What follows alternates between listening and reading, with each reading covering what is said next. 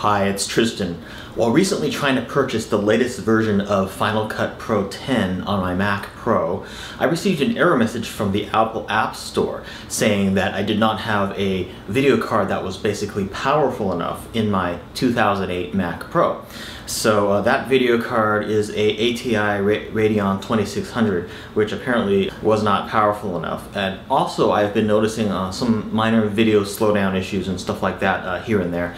So that led me on a path of research to try to find a video card that I could swap in there quite easily, which would enable me to be a little bit more modern and fast, and also be able to run the latest version of Final Cut Pro 10. So I ended up finding this. It's the graphics card upgrade from Apple. It can be purchased directly from Apple, or it can also be purchased from places like Amazon as well as B&H and places like that.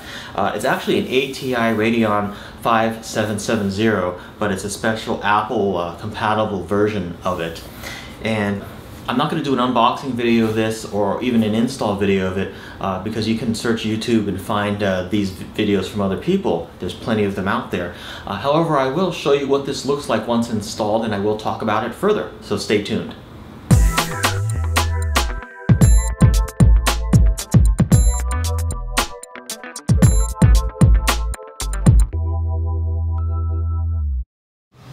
Okay, so I've got the side panel taken off of my Mac Pro, and as you can see right in the middle there, in the red, is the new ATI 5770 graphics card.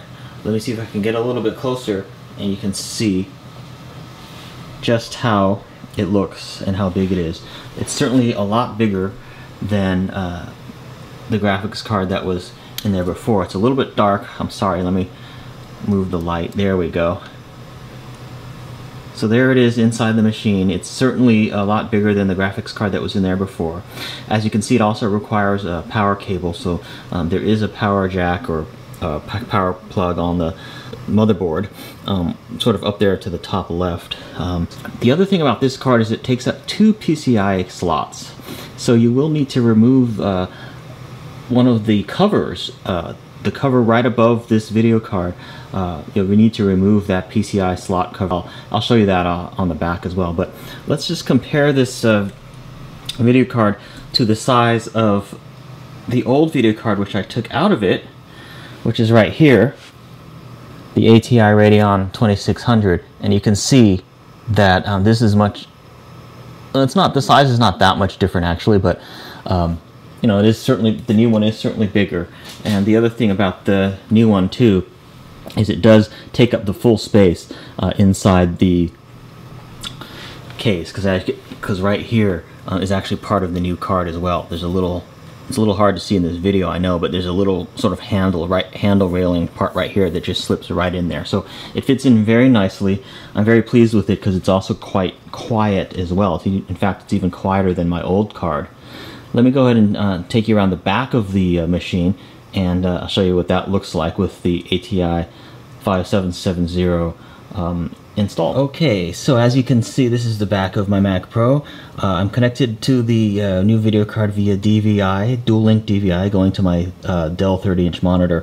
But as you can see on the top here, it looks like there's some fins or vents right here. That's actually part of the card as well, the new card. So it does take up, as I said, 2 slots, but you know, this top part is in fact part of the same piece of hardware as the bottom. It's all part of the card. So you want to make sure to remove that PCI cover.